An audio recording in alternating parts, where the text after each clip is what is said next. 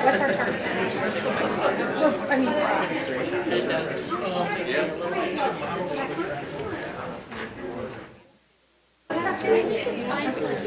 I do too. I know what you could do, Larry.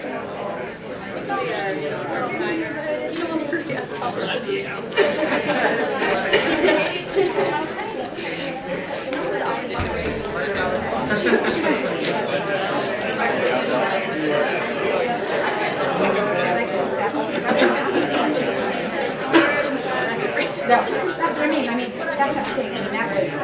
That's one of those things. Hi, good. How are you?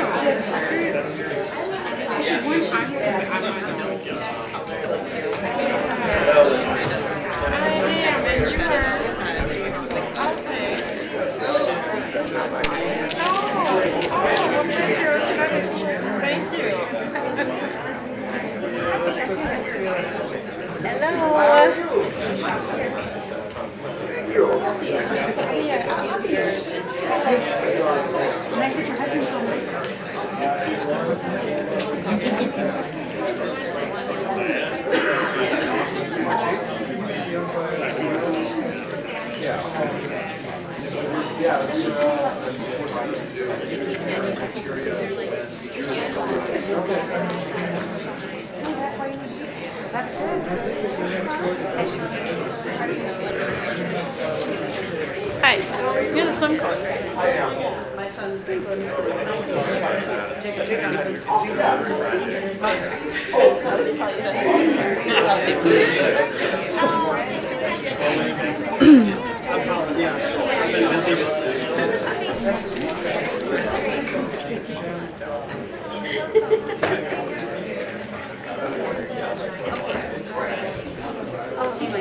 Did it work? Good.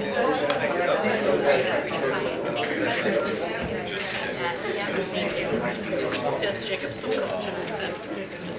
I lost him.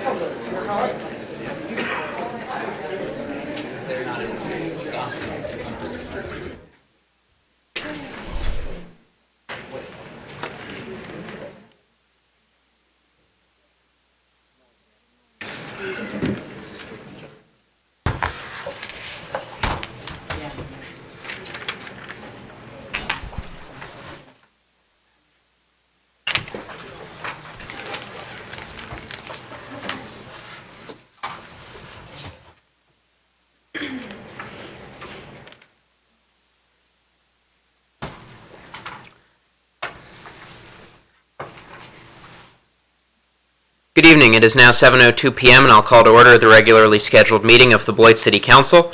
We're here at 100 State Street, Beloit, Wisconsin in the City Hall Forum, and today is Monday, November 17th, 2014. Can I have a roll call? Roll call shows all councilors present. Thank you. Please rise for the Pledge of Allegiance. I pledge allegiance to the flag of the United States of America and to the republic for which it stands, one nation, under God, indivisible, with liberty and justice for all. Item 3 is special orders of the day and announcements. 3A. The introduction of Beloit Public Library Director Nick Damasis.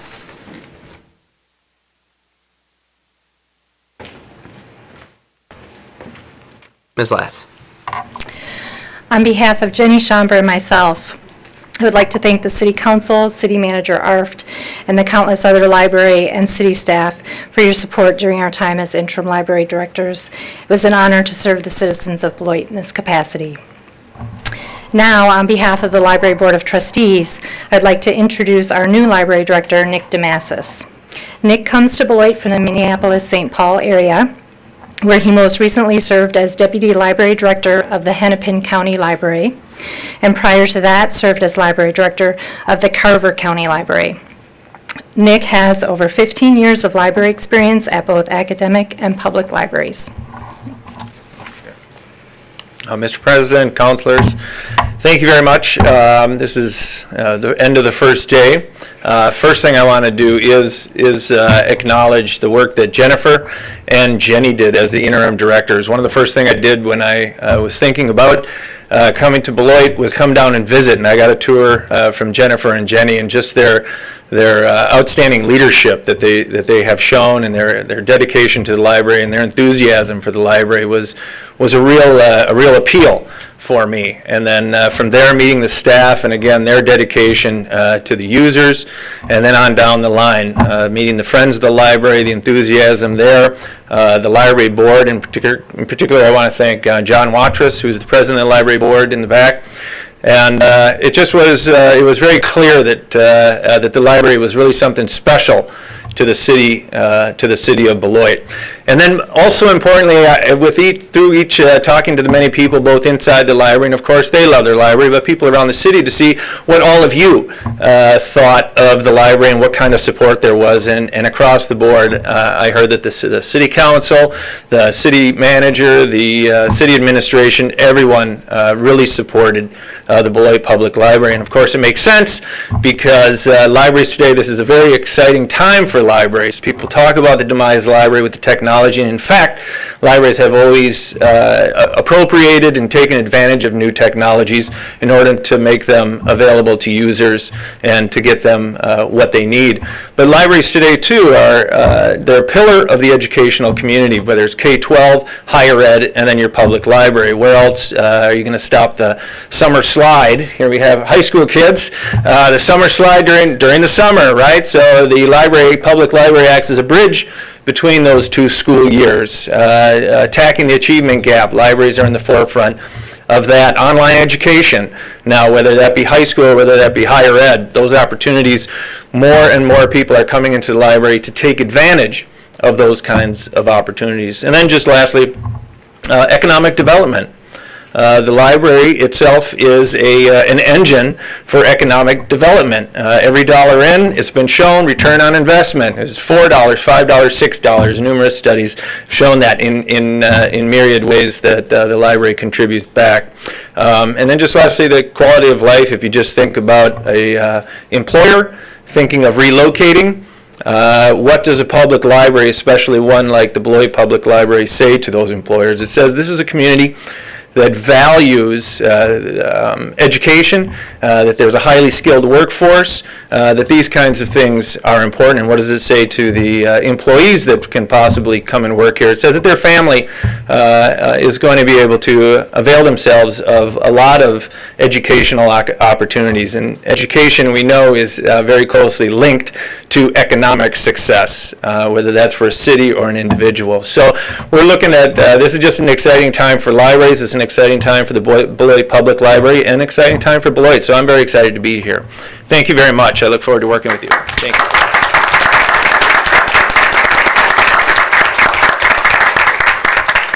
And one final note, we are holding a welcome reception for Nick this Friday, November 21st, from 4 until 5 p.m. The event will be held in the public meeting room at the library. It is open to the public, so please join us in welcoming Nick to the community. Thank you. Thank you. On behalf of the council, Nick, welcome, and Jennifer and Jenny, thank you so much for your service as interim directors. Item 3B. A proclamation recognizing the Beloit Memorial High School Concert Choir.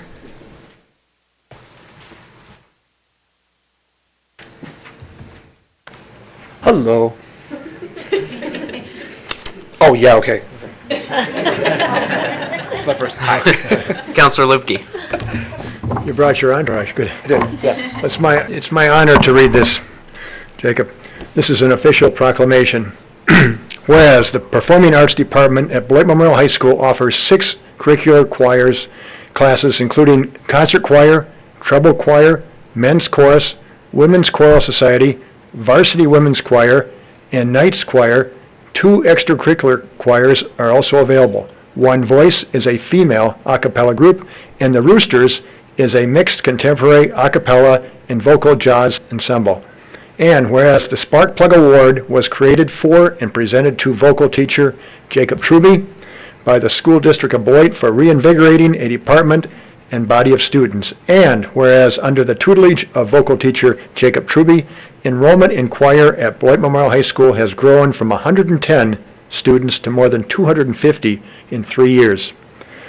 Whereas the most auditioned choral ensemble, the BMHS Concert Choir, was selected as the lone choir to perform at the prestigious 2014 Wisconsin State Music Conference, and whereas the concert choir collaborates with the Rock River Philharmonic, UW County Choirs, consistently receiving superior rankings from WSMA concert group festivals, and was the featured choir at the UW Eau Claire Clearwater Choral Festival. And whereas it is necessary and proper to recognize the members of the Beloit Memorial Concert Choir for their contributions to arts and culture in the city of Beloit.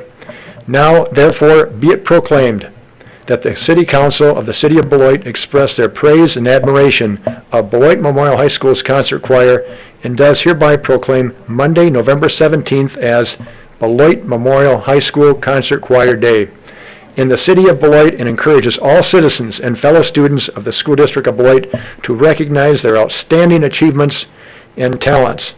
Presented on the 17th day of November 2014. Mark Spreitzer, City Council President. Good job. Thank you so much.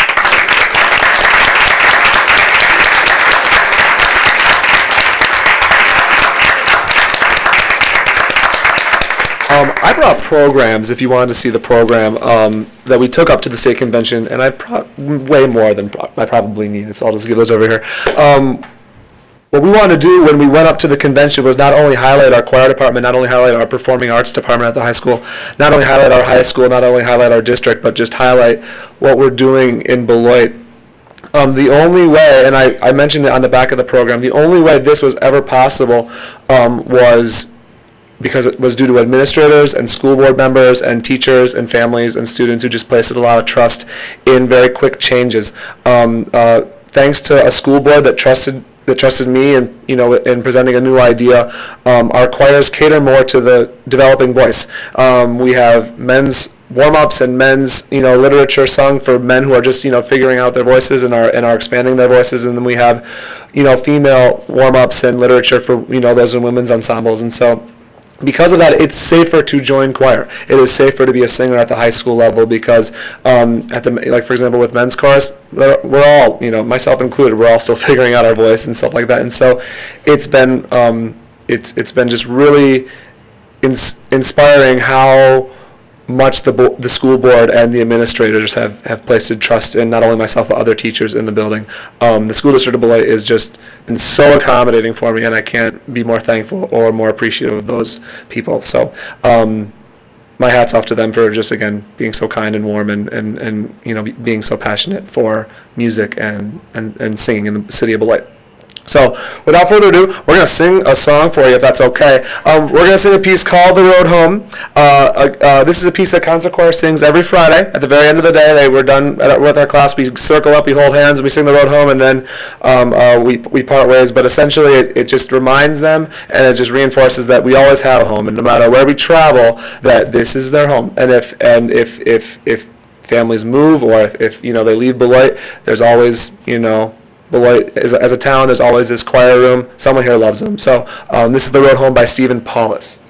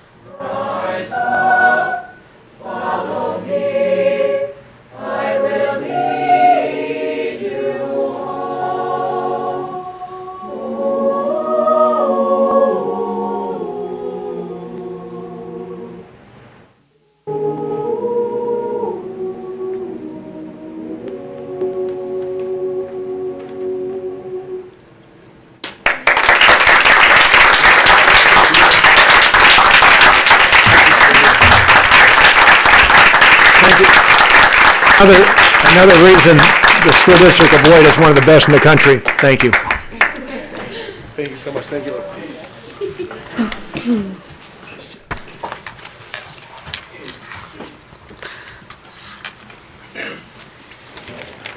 Item 3C. A presentation of the City and Vision Partners rebranding program.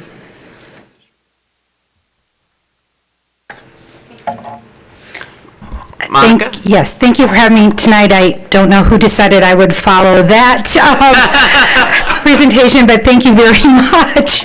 I have a tough act to follow. I want to introduce somebody that I brought with me this evening. Erin Clausen was hired by all the Vision Partners to be the brand administrator. She does the marketing and public relations for all of our organizations. Another step forward in having the Chamber and the Downtown Beloit Association and the Economic Development Council and Visit Beloit working together. Any one of the executive directors of the organizations here tonight could have presented, but I said I'd be happy to. So I'm here. Tim Dutter is here, and also Andrew, to show their support. But again, they could have. So let's get started. I believe, Larry, you're going to start the PowerPoint. Oh, I have a clicker, so I'm up. Right is forward, left is back. Okay. There we go. Our project goal was really to develop a unique identity for the community that clearly distinguished itself from other communities of our size. And so we have an organization, Cubic, that we worked with to help us that. We were trying to create a cohesive brand, and by that, I mean all of us working together with a same message, thought process, marketing plan, public relations. I say us, I mean all the Vision Partners and the city as well. We certainly had individual goals to attract new visitors, retain business, attract new residents to our community, and we wanted that brand to reflect that.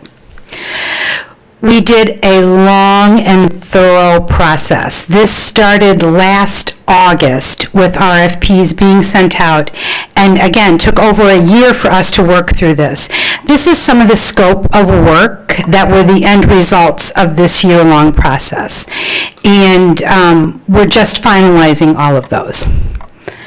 So research, what did we do? We had a lot of research and a lot of community involvement in this process. We had focus groups, close and individual interviews. About 85 people participated in the entire process, of which some of you on council as well. We had Cubic, the group we work with, that came in and was in our community for 3 to 4 days, several times during this process, attended the chamber dinner, talked with people on the street, did video, which you're going to see a part of. They also looked at all of our websites, our social media, everything that we were doing collectively and then sometimes not collectively as organizations. They came up with some key words from all of that included words like renewal, strength and beauty, diversity, and unity. So in looking at all of those, and again with the focus groups, they came up with a story of Beloit that would help us then have a creative product to bring forward. And we'll go to one of the videos. One tonight, Monica, because of time. Okay, that will be great. It'll be reflective of many of the comments we heard. We had people in market and out of market participate in these focus groups. And you have places to turn and people to talk to. In Beloit, there are entities regularly bringing people together. I think the business community and the people who live in the streets, it's really condensed and close here. It's almost like this, and again, whether the haves or have-nots, whatever you want to, whatever. This is here in Beloit? Yes, I feel it's so close. I just don't think there's this separation or arrogance of wealth. I mean, even people who run some of the big companies here, you can go right and talk to them. Having an idea and executing it and bringing everybody along. Oh my gosh, they actually get it. And they seem to work together. All of us here together, our spirit burns. We want to have that fire. All of our artwork coming together and saying, this is our collage, this is what we're saying. Just people climbing together. I just feel like everything's helping. Literally, sometimes we're on top of each other, whether it be organizations, whatever, we're all kind of giving each other the leg up. I was down here, below ground level, and he reached up and he said, help, let me help you. And then he put me up to the next level. And my brother got involved. and other community people picked up. And so I felt, for me, I was part of this. I think there's a lot of stories of people with Beloit, and ultimately, in the end, we have Beloit, which is a community living together and helping each other. And I haven't found a single person yet that I come up to that I couldn't talk to. Stick people climbing together, and that's the best I can do with my stick people. Some different color stick people, all kind of clustered there together. We just give the impression that we're all together. So I think We have $4 billion headquarters in Beloit. Those employees are helping out in very large ways around the community. While they are here, they're involved. Well, another way, Beloit takes work. You have to decide you want to do this. You have to work for what you get, and you get out what you put in. The involvement of people in wanting the community to get better just continues to evolve, including the school system, including housing, including the downtown, including the riverfront and the activities there. All those things that kind of come together to make well-rounded individuals. People who care about those things come together and make them happen. I don't find that cliquishness here. Even if the people you would think would be that way, Diane Hendricks. Well, I mean, they're very into the community. They're very easy to speak to. I feel like there's, you wouldn't think anything different. She talked to, hey, how's your day going? It was just as calm as could be, and I thought, wow, that's cool. To be able to interact with people of that magnitude and irregular people. with that kind of infectious enthusiasm, we need to continue to attract the kind of corporations that are here. I agree with her in that collaboration. And that's one thing that Beloit's had and has always had. I'll share with you. Yeah, that's how we do it, Beloit. We share. That diversity of the community, that it's a community that comes together. It moves better, it encompasses everything. Interacting together, coming together, interconnected. The better one segment, the better the other. We're all in this together. I've really got sucked into this community really quick. It made me feel welcome. Those connections are just so important. Everybody's so caring. The whole thing of embracing its members, it seems like there's very little separation. We welcome everybody, coming here because they want to be part of it. Just this new college president, man, was he a breath of fresh air. He's adding to that buzz down here, I had tears in my eyes. I mean, it rang right from here. The city works together. We have every bank in town as a sponsor. This community can smell a good thing, and they just bond together. We bond together to make it work. My river to me it's kind of like it's the glue that keeps the city together. I can say Beloit has more of a sense of community than any place I've ever been. And people just come together to achieve great things. But the one thing that I see for sure is that no matter what it is, this community comes together to meet whatever need is out there. Somehow, some way, we find a way to make it happen. I'm very proud of that. I'm very proud to be a part of it. You have no right to complain about not being part of the solution. I love this community. While I was a student, I got involved in a number of things in the community. By the time I graduated, I felt like I was connected enough that I wanted to stay. Beloit felt like home at that point. This is a community that has a vision, is moving forward, and I want to be a part of that. I just love it here. Somehow we got to get our arms around all the great things that everybody in this room is talking about. And you kind of are always intertwining. You're always not a large city, but we don't have a large space. We just kind of put it all in one small space. I think when young professionals feel part of a community, they want to live in that community. They think they're making a difference. They definitely want to be part of it all the time. We want our employees to be part of the community and not just come into a community. Once you're here, then we can keep them here. Once you're here and you're in this type of community, you don't want to leave. They're all trying to better their community. I've never been a part of that. They all have missions and some of them overlap one another. But by and large, that is a part of the successes they're seeing. Everyone works with you because everyone has one, I think, common goal, is they want to build a better community. We're all in this together. We are the city that welcomes people. I don't know how to define it, but there's a magic here. That particular one is what we do well as a community. So if everyone, as you saw virtually, was on there talking about our collaboration, working together, having one voice, then it was important for the vision partners in the city also to have that collaboration with one voice. So creatively, and I'll see, there we go. I want to tell you a little bit about all that feedback that you heard. They wrote a story for us that you'll then see creatively put on a logo and a tagline. So the story of Beloit, founded by immigrants, built by hand, at a convergence of rivers, by a blend of peoples, forged in fire, in beautiful Wisconsin. The spirit of Beloit. So the real challenge came then, how can we pull us all together? What kind of creative will do that? The forged beauty. So what we're going to show is we use the words of strength, beauty, diversity, all melded into one in a community that works. So in looking at having logos for each of the individuals but putting them together, we wanted to give a nod to the past. Those colors of red and fire and forging, and also then looking forward. So we have, I'll stand here. There we go. Oh, perfect. Okay.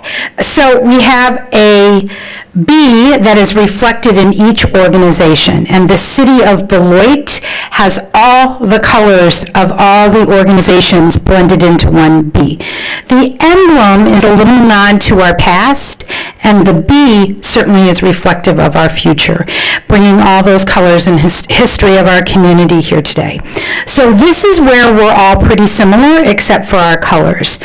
We will all be using the tagline, forged in, but each organization can choose what words they want to use based on their market. So if you might see an ad from Visit Beloit, it would say maybe forged in adventure, forged in cultural arts, forged in whatever word we choose. We're all keeping the forged in, but we're choosing words that best reflect our organization. Cohesiveness, but yet some individuality. So for certainly the GBEDC, it might be forged in innovation, the chamber forged in business. Again, using words that help illustrate your organization's mission.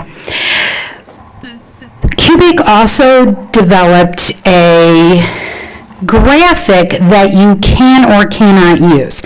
So it is the word Beloit, but it's a little bit, I don't want to say eccentric, but abstract is a good word.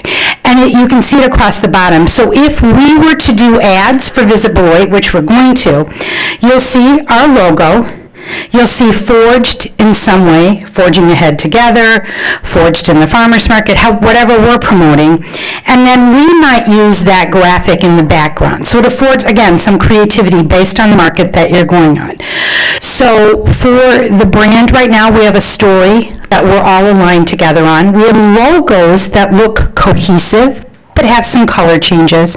We have the forged in, a tagline, again, cohesiveness, but the words that you use to describe it gives creativity, and then we have a graphic that we can or cannot use. In meeting with the department heads of the city and Larry Arft asked us visually, how is this going to look on some of our city vehicles? So Aaron has pulled together a graphic. Certainly the police cars, the word police is there, we're not going to change that. That is going to stay. But if it was on a water tower, this is how you would see that reflected on a water tower. And on the fire trucks, currently they just have a white B on there. You would see it there.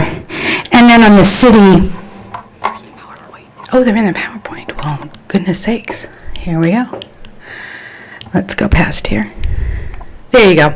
So right there you can see it on the water tower, on the city's vehicles, fire department, ambulance. And then with police, we certainly wouldn't change. That currently is what is on the police cars. letterhead, you have a couple of options as well, and Erin has made copies of what the city's letterhead would look at like, and again, a tagline would be developed by the city to be along the bottom of the letterhead business cards. We also have the logo in black and white, and I don't think that one's in the PowerPoint, right here. Again, and you're getting the letterhead right there. I think the most exciting thing about this is the continuity in how we have many things now in messaging for our community that's very cohesive.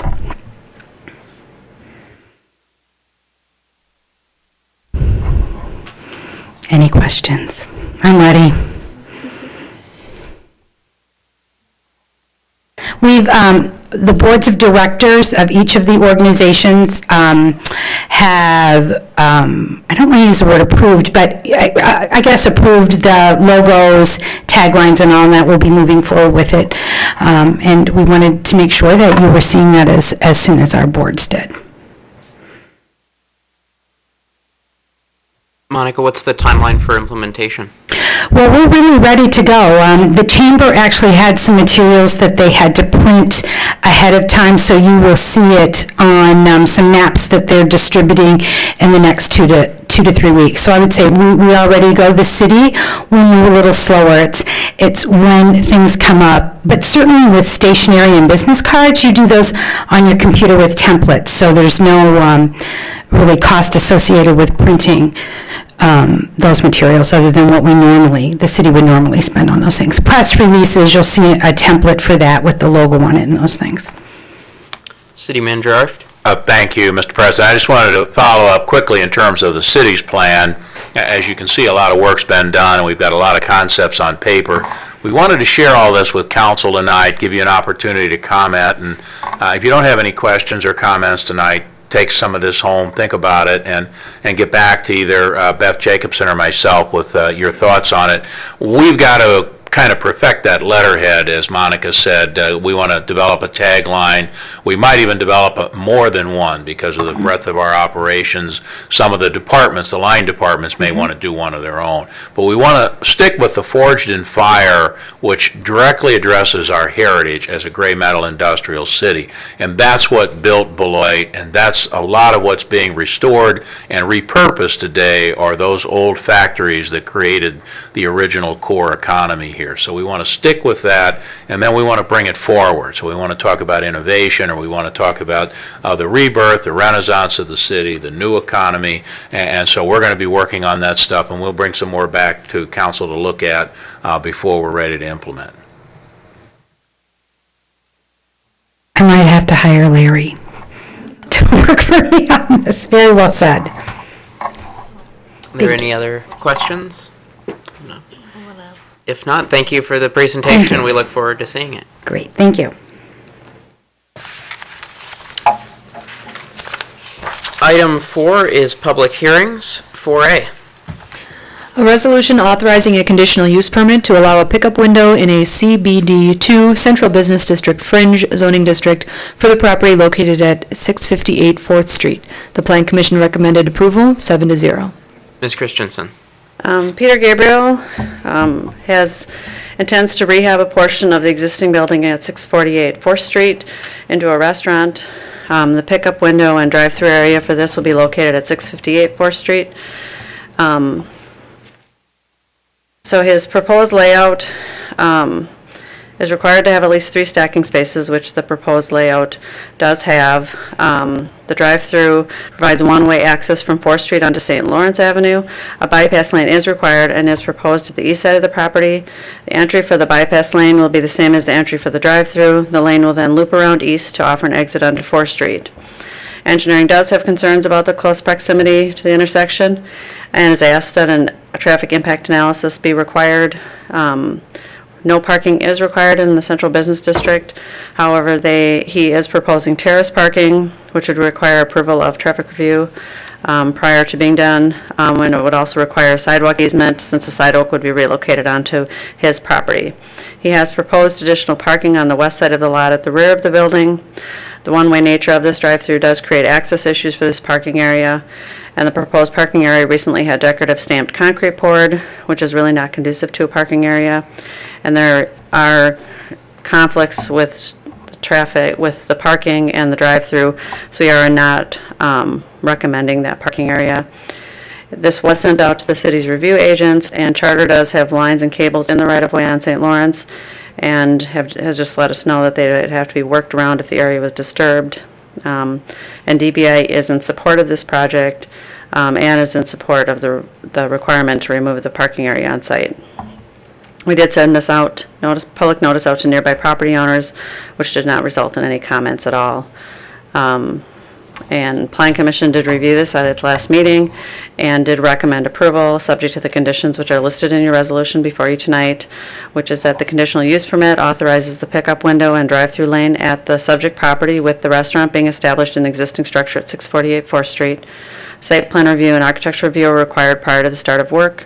The applicant shall maintain a minimum of 3 stacking spaces for the pickup window. The applicant must coordinate with Charter concerning their existing infrastructure in the right-of-way of St. Lawrence Avenue. A traffic impact analysis must be completed, reviewed, and approved by the city engineer prior to the start of work. The parking area on the west side of the existing building is not allowed. One-way do not enter signs must be installed at the St. Lawrence Avenue curb cut. Traffic Review Committee approval is required for the proposed terrace parking on St. Lawrence Avenue. If approved, the applicant shall grant a sidewalk and public parking easement, and the applicant shall be responsible for the cost of these improvements. All improvements shall be completed by November 17th, 2015. The conditional use permit does not allow for an outdoor seating area, and then just your standard about major changes coming back through this public process and minor changes being approved administratively. And Plan Commission did recommend approval unanimously. Thank you. I'll now open the public hearing on item 4A. If there's anyone wishing to speak on item 4A, please approach the podium and state your name and address for the record. Second call for anyone wishing to speak on item 4A. And third and final call for anyone wishing to speak on item 4A. Seeing none, I'll close the public hearing. And are there any questions or comments? Councilor Kelly. So there will be no parking at all on the area? Maybe I'm a little confused here. Okay, there is public parking nearby, as you know. If you go pick up a pizza, for instance, and it's not ready, there's nowhere for you to pull over and wait for the pizza. Well, he is proposing terrace parking on St. Lawrence Avenue. Okay, so that did, on the street. On the street. But it wouldn't be reserved. Yeah, well, no, it wouldn't. And there's not really room on site for parking, because if you do a drive-through, then you have parking coming in off of St. Lawrence, you've got conflicts. You've got traffic conflicts. You can't park in the back here because... That he doesn't own the back on Cross Street. The front part of there's actually a lot line there. And so the back lot there is an actual lot between his and Cross Street, which is kind of like that alley street that runs behind there. But there is public parking between, next to La Casa, and there's public parking across the street. Right. And I'm sure there is some on-street parking there on St. Lawrence, but no, it wouldn't be like it is now where there's parking stalls where his drive-through is. No place to pull over, but I'm glad to see it develop. And my understanding, and Peter is here obviously, but my understanding is that he's hoping to move Palermo's over to this building, so then it'll be out of, the La Casa Grande space, and so they'll just have La Casa and the banquet facility over there. And then ultimately he would fill up that building with other uses, and we were all asking him when he was going to sell us ice cream, and the Planning Commission had lots of ideas about different kinds of ice cream, so. Thank you. Councilor DeForest. Thank you. I was concerned about space. One thing that I'm perplexed by is in the drawing, the entrance to the pickup window, to the drive-through, there's a circular drive design, and I don't understand why there's that circular drive there if either they're going through the drive-through or they're not. So you are required to have a bypass lane, so people have to have the ability to, if they came into the drive-through and decided either they didn't intend to go in the drive-through or they don't want to wait that long, they can pull out. Zoning code requires that kind of a bypass lane. Okay. Because of the tightness of the site, there's not any other way to get that except to have them pull back out. And that's why that's there. It does allow for, some attractive landscaping and stuff on site as a result, but that is why that turn movement is there, is so that he can get the required bypass lane in. Okay. And then another question I have is actually for Peter, if he doesn't mind. No, not at all. Thank you. Good evening, everybody. Good evening. Thank you for being here to answer our questions, and we're thrilled about the development of the site. I guess I just wanted to... Someone else is thrilled as well. I should have left, I'm sorry. No, that's fine. Can you help me understand why you decided to drive through here? I mean, just in terms of your business model. Yeah, why a drive-through when people are used to pulling in, parking, running in to get their pizza because they might have to wait another 5-10 minutes for it. I'm just, you know what I'm saying? It's not In 2004, I began construction behind La Casa Grande and opened Palermo's back there. And that's when we implemented our drive-up window there. So for all these years, we've had a drive-up window. Okay.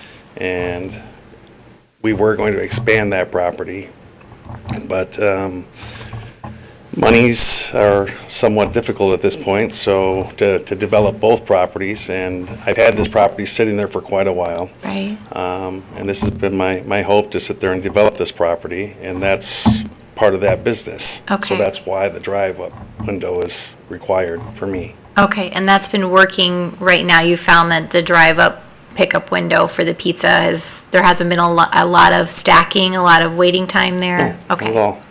Okay. No. All right, thank you. You're welcome. Vice President Haynes. Just a few comments. One is a practical matter that there's an awful lot of preconditions for this conditional use that have to go into effect, and I think that this is we can go ahead and give him some positive response. We can go ahead and let traffic review and a few of the other organizations go ahead and weigh in, and if they really find some things that we've missed, then they can go ahead and put the kibosh on this pretty quickly.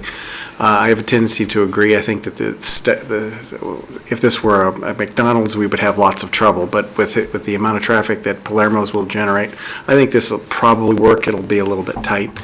But I'm inclined to think that with the other review agencies that are going to need to step in and have their say in this, that I think I'm ready to go ahead and let those agencies have their say and move forward with our little piece of it tonight. Peter, I have a question. Looking at the list of conditions, do you feel like you're able to meet all those conditions and still do what you want to do with this site if we approve it as written? Yes. Thank you. When? Councilor Kelly. When do you think they'll be ready to go? Well, that depends. When do I think I'll be ready to sit there and be open? Is that what you're asking me? Yeah. Hopefully sometime this coming year.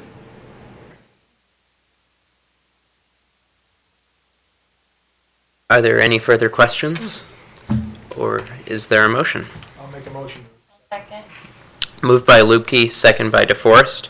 Is there any further discussion? Councilor Lupke, did you have any comment? Make the motion. Seeing no further discussion, all in favor say aye. Aye. All opposed? This is approved 7-0. Thank you. Thank you, and good evening, everybody. Item 4B. A resolution amending the home investment partnership budget. Ms. Christensen. I feel like I'm talking to you about home about every 2 weeks, but this is the final time. We have, $322,860 in older funds that haven't been spent, and at this point, we've committed all of our program income. What has been happening with our housing rehab loan program is it is going gangbusters with the lead grants and the CDBG loans, but the home program guidelines require all the mechanicals to have 5 years of life in them, plus the entire property to be brought up to code. So like for this year, we've done about 4 home loans. but that doesn't spend down the money quick enough. So, this kind of came to a head this year. We've been having a number of meetings with Janesville and the consortium. At the same time, we've had an issue with, because you will see a home agreement amendment with Rock County money that also wasn't getting spent, that Janesville is looking at trying to get that spent. So we had to come up with a game plan for how we were going to do this. As you all already know, we're doing 310 Euclid, 422 Bluff, whatever we want to call that, where we're going to move the house. We also have the idea of taking 1009 Central, Anna's favorite house, and trying to rehab it. We picked that up at the tax foreclosure this year. We picked up 318 more at a tax foreclosure sale in 12. We had intended to rehab that with NSP funds, but then we would just use these home funds to get them committed in a timely manner. And then we would be set, and then we would still, because I know especially Councilor DeForest has always wanted to make sure we had that money available for homeowners to rehab their houses. We would still have that as an acceptable use. So if someone came in, we're going to be balancing those funds together. And you did set aside 15 money for the housing rehab loan program. So there is money there as well. And we do, fortunately, continue to get repayments in on the home program. There's a healthy amount of money coming in every month. So I think we can continue to do that. So we did take this to CDA, and they did recommend what we are suggesting, which is using this for acquisition rehab, but also giving us the flexibility to do housing rehab loans with home. And tonight is your night to have a public hearing and also your night to take action. So this has been noticed as a public hearing tonight. And then if you would take action tonight on the proposal, I'd appreciate it. Thank you. I'll now open the public hearing on item 4B. If anyone wishes to speak on item 4B, please approach the podium and address the council. Second call for anyone wishing to speak on item 4B. Third and final call for anyone wishing to speak on item 4B. Seeing none, I'll close the public hearing. Councilor Kincaid. Are we ready for a motion? You're welcome to make a motion. I make a motion that we accept the staff's recommendation. Second. Moved by Kincaid, second by Kelly. Is there any discussion? Seeing none, all in favor say aye. Aye. All opposed? This is approved 7-0. Item 5 is citizens' participation. We've reached the point in the meeting for members of the public to speak to the council about issues that are coming before us or may come before us in the future. The council will not act on any requests this evening unless the item you are speaking about is already on our agenda, but we may act on requests at a future meeting, or we may refer a speaker to staff for assistance. We ask that you hold your comments to 3 minutes or less and avoid making personal attacks. If anyone wishes to speak during citizens' participation, please approach the podium and state your name and address for the record. Second call for anyone wishing to speak during citizens' participation. And third and final call for anyone wishing to speak during citizens' participation. Seeing none, I will close citizens' participation and we'll move to item 6, the consent agenda. All items listed under the consent agenda are considered routine and will be enacted by one motion. There will be no separate discussion of these items unless a council member so requests, in which case the item will be removed from the general order of business and considered at this point on the agenda.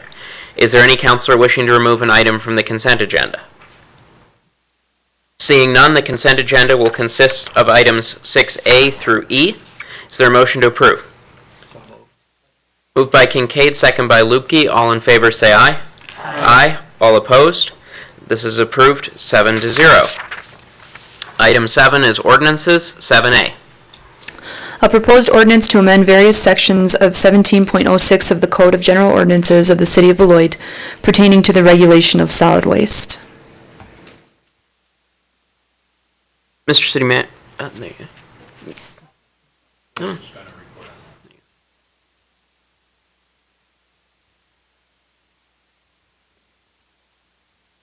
Ms. Walsh. Good evening.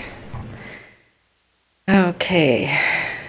This is an ordinance, what we are proposing is an ordinance amendment to section 17.06 of the Code of General Ordinances pertaining to solid waste. The Department of Public Works has undergone a review of section 1706. Relating to solid waste management, staff is requesting minor text amendments to various sections of the ordinance. The proposed ordinance contains updated language to provide greater clarification to chapter definitions and concepts. The proposed ordinance organizes all the various fees in one section of the ordinance, and the fees will be set by council resolution. We feel it conforms to the strategic plan, and in regards to sustainability, I would say the white goods have been and will continue to be properly handled and recycled by the city's current Department of Natural Resources licensed vendor. And by recycling white goods, we share responsibility for the products that are purchased and used from the beginning to the end of their useful lives. The action required is that the ordinance is recommended for approval by city staff. And the only fiscal note that I have is the change in the white goods and what you would call appliances, parentheses appliances, would be raised $5, which you already had. So that would be between $12,500 and $17,500, depending on the quantity of the white goods that we collect. Or the bulkies, yeah. Thank you, Larry.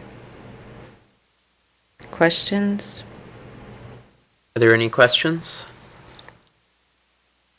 Councilor DeForest. Thank you. I just wanted to make sure that when the department is doing education about this or promotion about it, that we don't use the term white goods, because I think the general public doesn't understand what that really means, that we'll keep using the term Typically, appliances. Sheila, what we use, and you'll see it in the calendar in the past, we'll say white goods, parentheses appliance, or appliances, parentheses white goods, because several of the items are not really white goods. Yeah. Or appliances, Yeah. so we have to say both. Okay. Thank you. Thank you for using both, because I think it's confusing to general people, what you mean by white goods. So. I agree. Okay, thank you. Are there any other questions on this item? Otherwise, this is on our agenda to suspend the rules, and a motion to that effect would be in order. Move to suspend the rules. Second. Moved by Haynes and second by Kelly to suspend the rules. Is there any discussion on suspending the rules? Seeing none, all in favor of suspending the rules, say aye. Aye. All opposed? Rules are suspended by a vote of 7-0. Is there a motion to approve the ordinance change? I'll move on the merits. Moved by DeForest, second by Hendricks. Is there any further discussion? Seeing none, all in favor say aye. Aye. All opposed? This is approved 7-0. Item 8 is appointments. We do have appointments this evening. I, the undersigned Mark Spreitzer, duly elected President of the Beloit City Council, subject to confirmation by the Beloit City Council, do hereby appoint the following citizen members to the vacancies and terms indicated as follows, said appointments being pursuant to nominations made and approved by the Appointment Review Committee at the regular meeting held November 10th, 2014. To the Community Development Authority, Aaron Moffett, 1648 Prairie Avenue, replacing Nayla Adama, for a term ending December 31st, 2016. To the Landmarks Commission, incumbent Ellen Joyce, for a term ending October 31st, 2017, and Stephen Truesdale, 726 Milwaukee Road, replacing Rick McGrath, for a term ending October 31st, 2017. And to the Municipal Golf Committee, Edwin Armstrong, 2945 South Paddock Road, replacing Greg Madison as the Men's Club representative as an ex officio member. Is there a motion to approve these appointments? Moved by Lupke, second by Kincaid. Any discussion? All in favor say aye. Aye. All opposed? This is approved 7-0, and I would like to announce the following vacancies. On the Alcohol Beverage License Control Committee, we have one vacancy for a resident. Appointment Review Committee has one vacancy for a resident. Board of Appeals has one alternate vacancy for a resident. The Board of Ethics has a vacancy for a former city councilor and 3 vacancies for residents. The Board of Review has one vacancy for a resident and 2 alternate vacancies for residents. The Business Improvement District Downtown Beloit Association has 2 vacancies for owner occupants, 1 vacancy for a property owner, and 1 vacancy for a non-owner occupant. The Community Development Authority has 1 vacancy for a public housing resident. The Equal Opportunities Commission, 2 vacancies for residents. Municipal Golf Committee, 1 vacancy for resident. Parks, Recreation, Conservation Advisory Commission has 1 vacancy for resident and 1 vacancy for a youth representative. And the Police and Fire Commission, 1 vacancy and a supplemental application is required as part of that. And the Traffic Review Committee has 3 vacancies for residents. So as you can see, there are a lot of opportunities to serve your community and get involved in an area that might interest you. And if you're interested in more information about that, I would encourage you to contact City Hall or look for more information online and apply. You have the opportunity of putting up to 4 committees that you're interested in, so you're almost certain to get appointed to something if you are interested in doing that, and would encourage residents who aren't already serving to consider that opportunity. Item 9 is councilor activities and upcoming events. Councilor Lupke. Since it looks like winter is here, the Downtown Beloit Association has a number of activities in the next few weeks, including a parade and outdoor activities. So I want to encourage all Beloiters to get involved in activities that are coming up to help keep you warm this winter. That's all. Councilor DeForest. Thank you. Had a busy week. I especially enjoyed helping out, volunteering at the Kids Against Hunger event at the high school. With a wonderful turnout, so much so that got done way earlier than expected. Just nice to see so many people that care about making sure that we are feeding those that go hungry. I'd like to make sure I pass on my thanks to Mark Edwards and Brett Aber for their work on the City Parks Trail brochure. It's absolutely beautiful. I'm excited about that we will finally have a fantastic brochure that shows all of the different trails that you can find in our city parks. And that's available at Visit Beloit or at the Parks office. And there's actually a stand now that's going to be in place at Big Hill Park, so you can grab one there. And I want to make sure to announce that there will be a town hall meeting November 21st from 6 to 8 p.m. It's co-sponsored by the NAACP Beloit branch and the Beloit Ministerial Association. It's a town hall to discuss minorities in the school district of Beloit, an opportunity to just discuss and address concerns and how we can continue to improve our schools and our community. This is an especially emotional meeting, it felt like, with all the discussion about Beloit being a place where people feel welcome and are embraced. I certainly have felt that way coming here as a 17-year-old and not having a home before that, but definitely feeling like Beloit was home for me and continues to be. The choir, just wow. That's such a great sentiment that their instructor has instilled in them, that this is their home, and this is a place they can continue to call home, that they can come back to. So I am grateful to Beloiters who continue to reach out to others and embrace them, make them feel welcome, help them in whatever ways they need to be successful. This is a very generous place with lots of generous people. So I'm so proud to be a Beloiter tonight. Thank you. Councilor Kincaid. Last week, I attended a meeting of almost 200 people held at the golf club of Beloit, which is currently under renovation, rebuilding, and all sorts of things. And the Women's Fund of the State Line Community Foundation held its first annual meeting there. Some of you may have heard of them. They have a worthy mission of helping women and girls leave poverty for our self-sufficient lives. And I know that we all kind of believe that, but we now have a place to really find where they are and to support them. It was a very good meeting, and I enjoyed being there.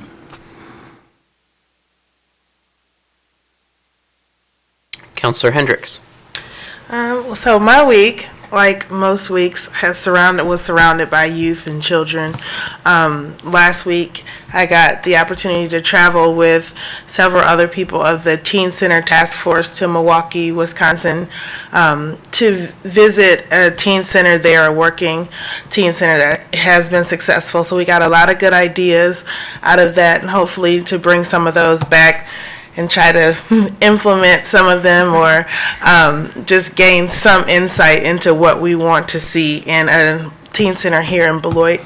And I also, along with City Councilor, DeForest, somebody else was there too, but there was a lot of people at Kids Against Hunger.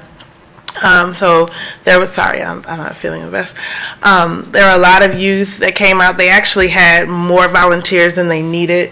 So that was a good problem to have. So they had people waiting to be assigned places. So that was good. If you remember, Jacob Conklin and a few of the students came to present a few months back about Kids Against Hunger. So it's good to see that, their vision came into fruition. And then I also volunteered at Challenge Day last week, which is my 4th time, but it doesn't get any easier, but it's just a great event at the high school, and it deals with just self-image and bullying and coming together as one unity, and to be the change that we want to see in the world. So having that instilled in our youth in a day like Challenge Day was very uplifting. So thank you. Counselor Kelly. My turn. Well, I usually forget by the time it gets to my turn. But I did attend the choir event in Madison where the kids participated, and it was just beautiful. They had a full audience. It was just goosebumps. The women's luncheon, it was a women's luncheon. Chuck, I think, was the only man there. It was very well attended. It was very good. I did work the election. I used to work elections all the time, but it had been maybe 10 years. And it was a long day, but it was pretty rewarding. And I did Challenge Day as well. And it's my 4th time. And when you're done there, you just need to go to bed. You're exhausted. It's only 3 o'clock and you feel like just drained. It's always very rewarding. And I suggest we can use more community volunteers next year, I think. There's a lot of teachers, and I think more community people will be helpful. And that's it, I think. I mean, I can go on, but... Vice President Haynes. I think I'm about talked out tonight. So. Thank you. And I also attended the Women's Fund Luncheon, and it really was a spectacular event. So there were at least 2 men there. Well, for full disclosure, I sat at a table full of husbands and 1 or 2 boyfriends, I guess. And so there were a few men scattered throughout, and we were all avid supporters, I can tell you. It truly was a fantastic event, and I don't think we could have fit another person in the room. This Thursday, I will be attending the retirement celebration for Marcy Berner-Reedy from Meals on Wheels, where we will again honor her related to the honorary street renaming that we presented at our last meeting and the proclamation from there, so looking forward to that.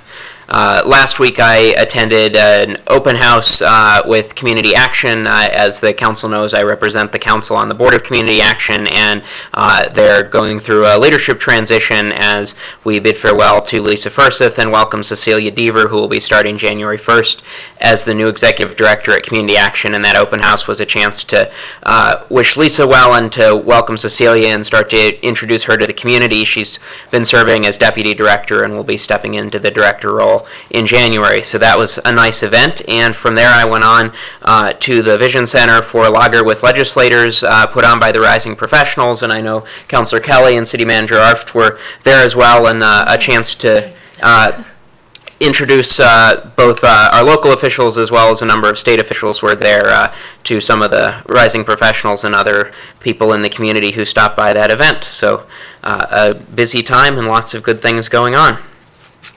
Item 10 is City Manager's presentation. Thank you, Mr. President. I do want to make an announcement this evening.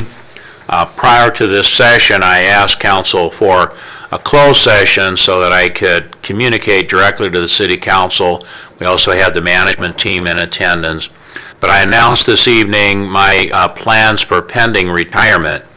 I'm going to quickly read through the notice. I think it covers a number of points that I would like to get into the tape and the public record for the public's information, and also it'll be available on our website if anyone has an interest. So please bear with me for just a moment. Please accept this communication as my official notice of pending retirement. My last day in the office will be Wednesday, June 3rd, 2015. Accrued benefits will take me through Friday, July 3rd, 2015, which will be my actual date of retirement. Couple of reasons I selected that date. One is it gets me past another full year of service to the city, and I'll have 12 plus years of service in at my date of retirement.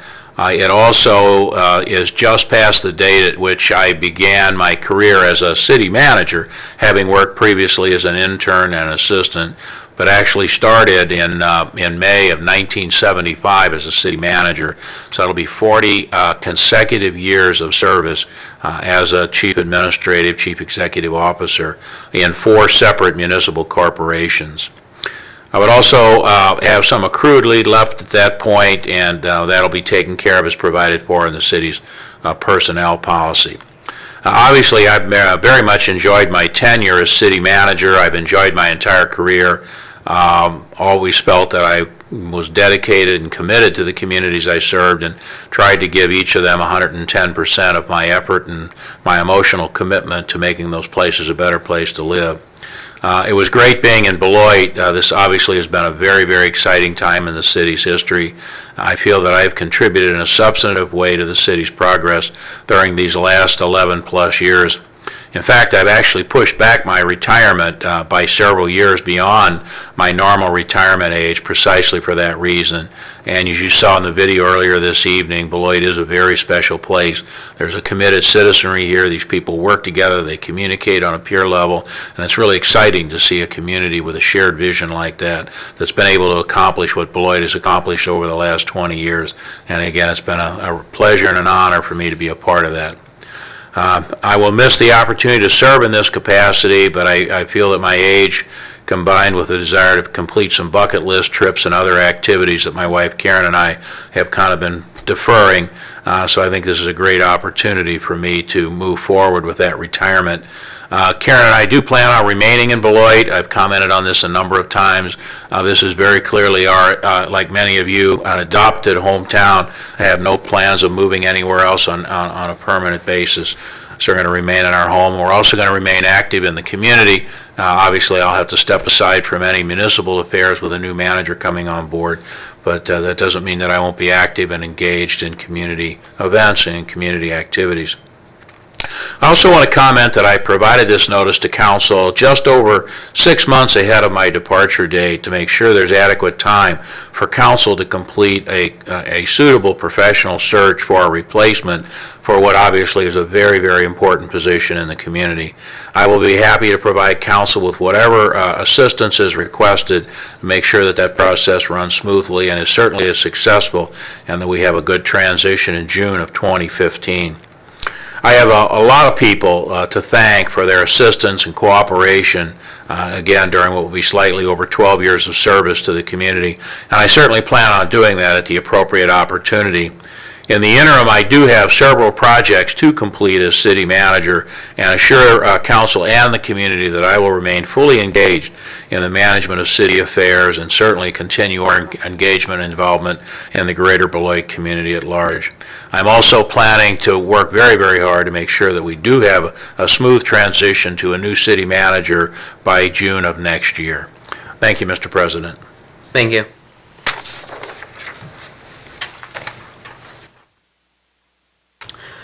Item 11 is reports from boards and city officers. 11A.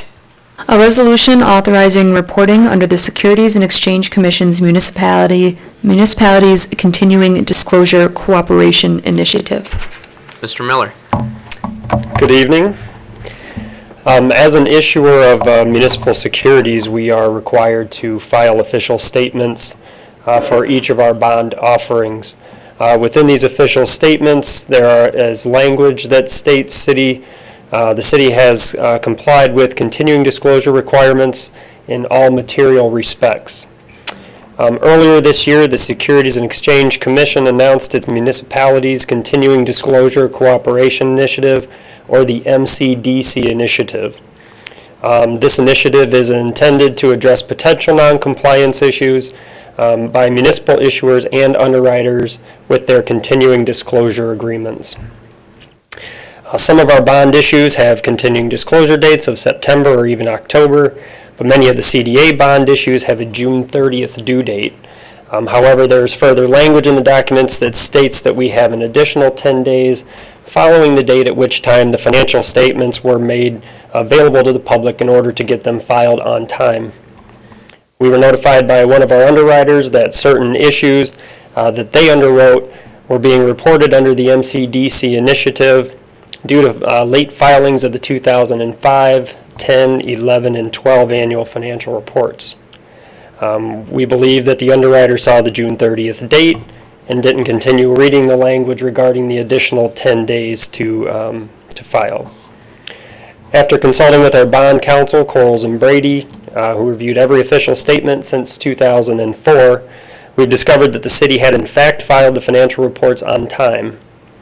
With that said, during the same review, it was noted that we had 2 other years, 2004 and 2006, that appears to be filed 1 day and 8 days late, respectively.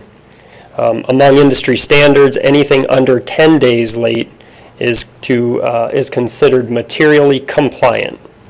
Therefore, if that was the standard, there would be no need to file under the MCDC initiative. One of the problems we have is that the standard might say something isn't material, but the SEC has failed to provide any guidance whatsoever on what materiality means. So we're still working with bond counsel to ensure that we're in compliance with all other material specs of the other filings, and at this point we believe that we are.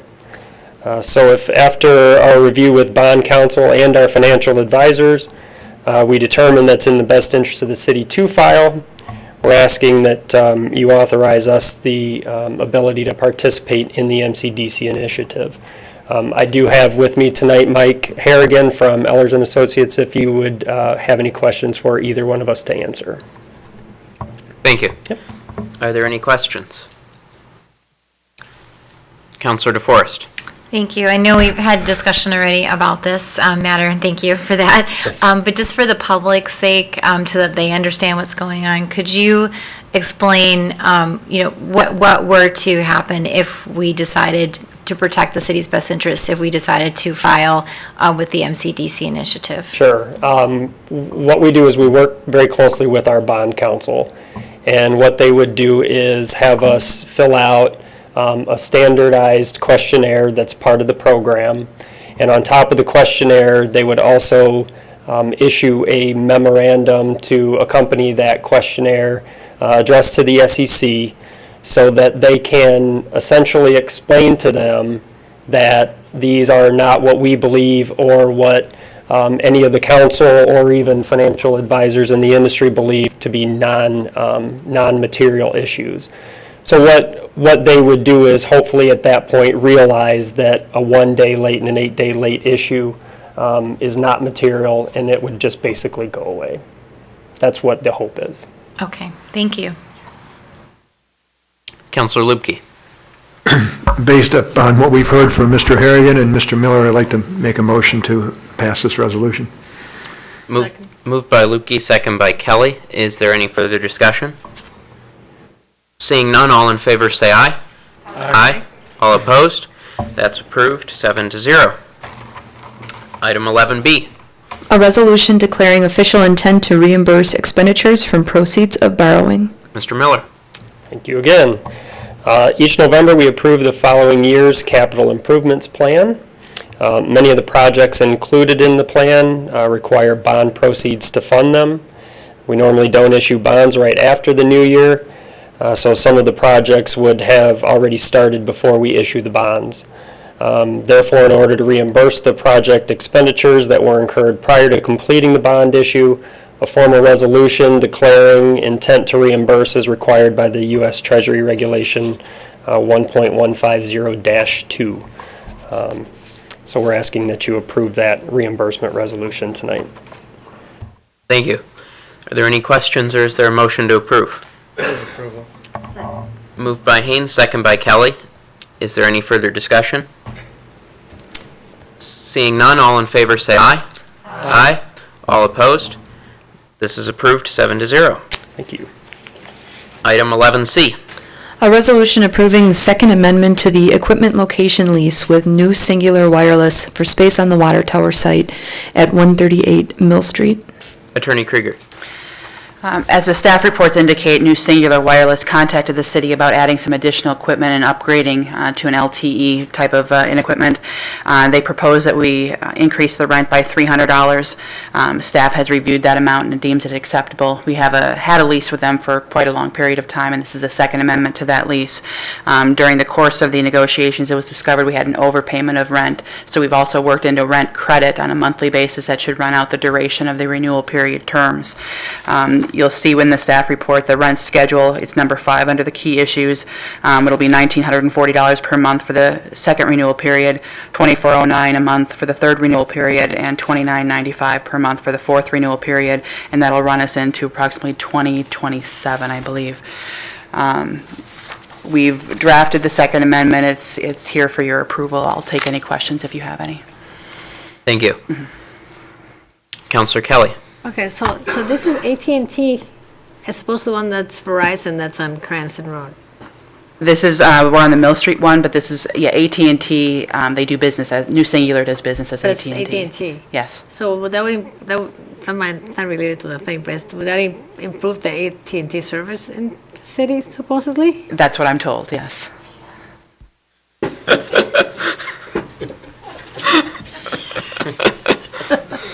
Not related to that. Okay. Are there any further questions on this item?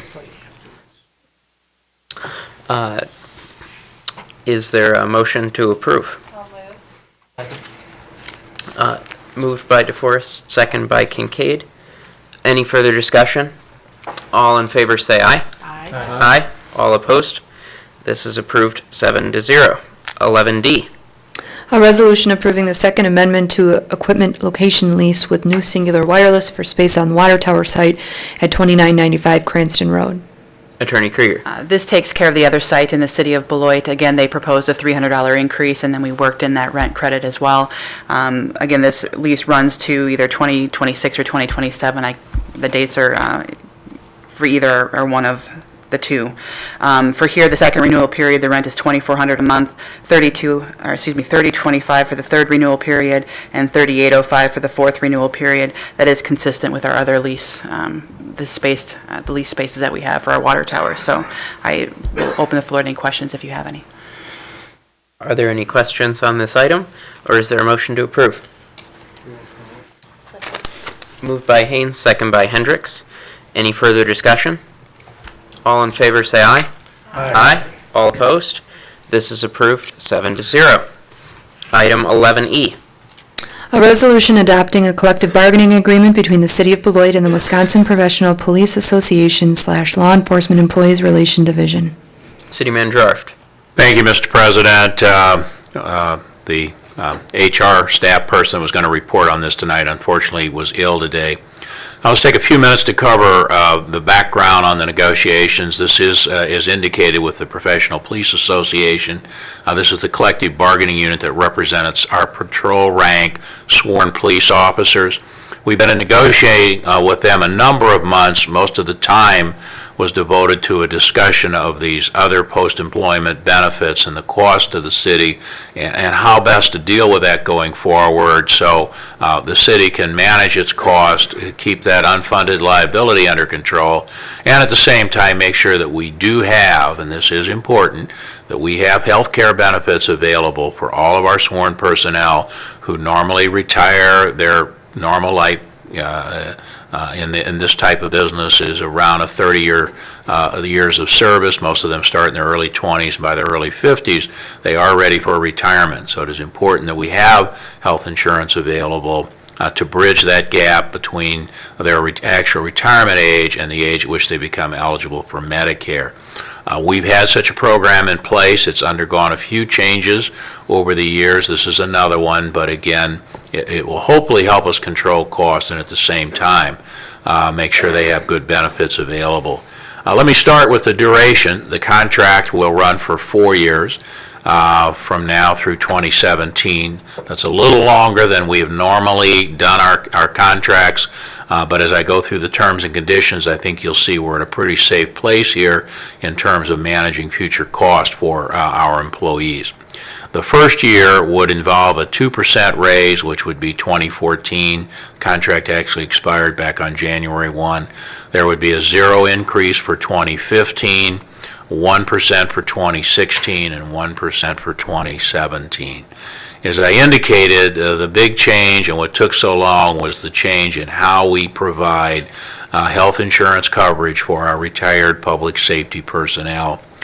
Back on January 1st, 1995, the program changed to provide for this benefit between the date of their retirement and age now 65 when they qualify for Medicare.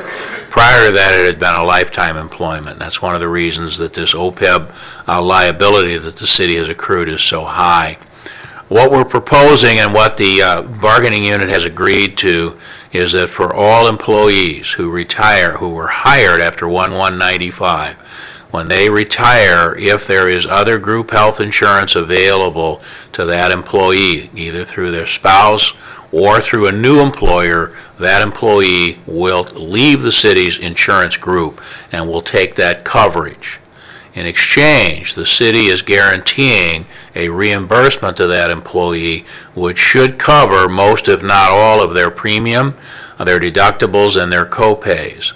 And we've set that program up to use the Affordable Care Act annual standards of reimbursement for health care.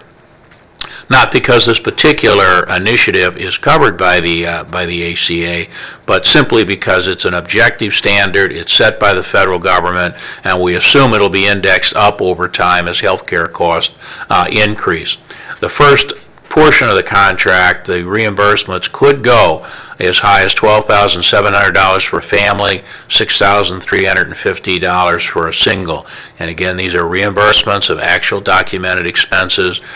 We don't anticipate that most of our retirees will hit the cap each year, but we have run some numbers on this, and even with the direct reimbursements for those out-of-pocket costs, having these employees on other group health insurance plans and not having the cost for all of the care and the claims, but at the same time not having all of that included in our actuarial report will not only help keep our health costs down, but will also help with that unfunded liability for post-employment health care benefits.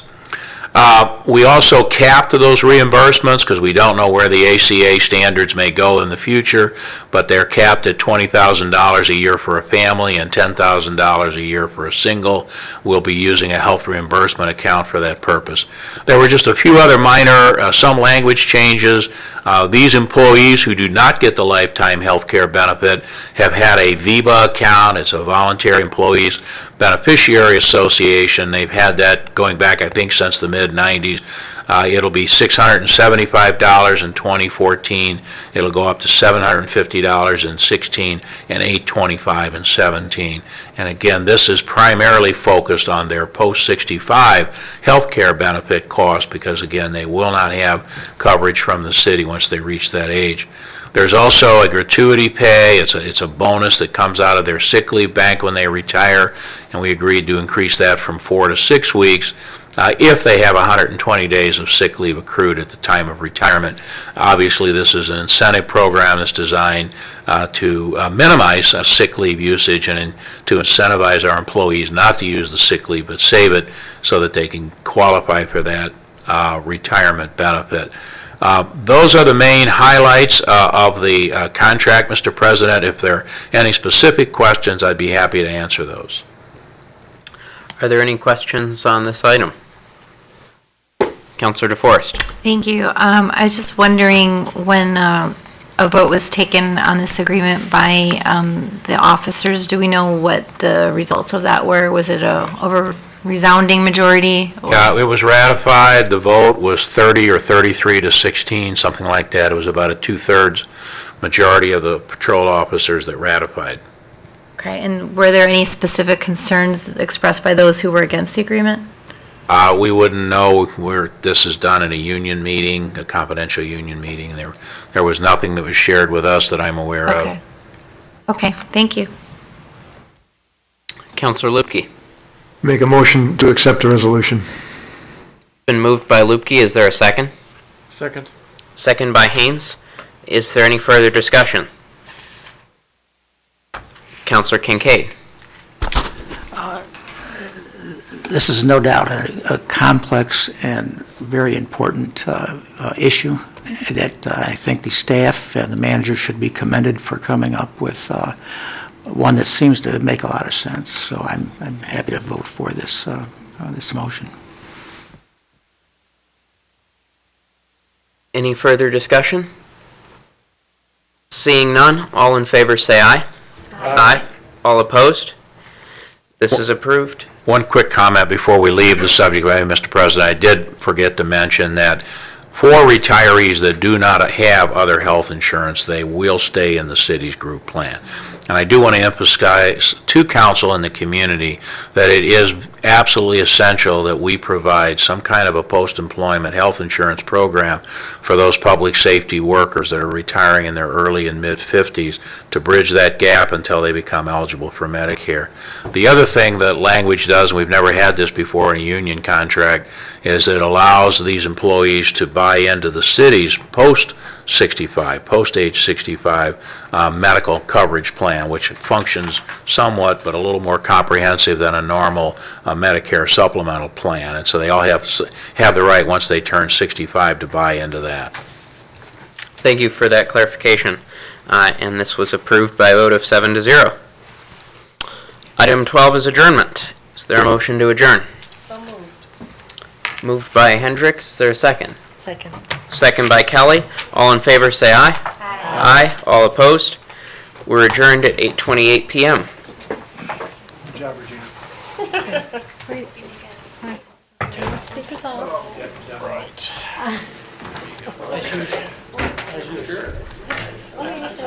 This is pretty good. I think she was making more.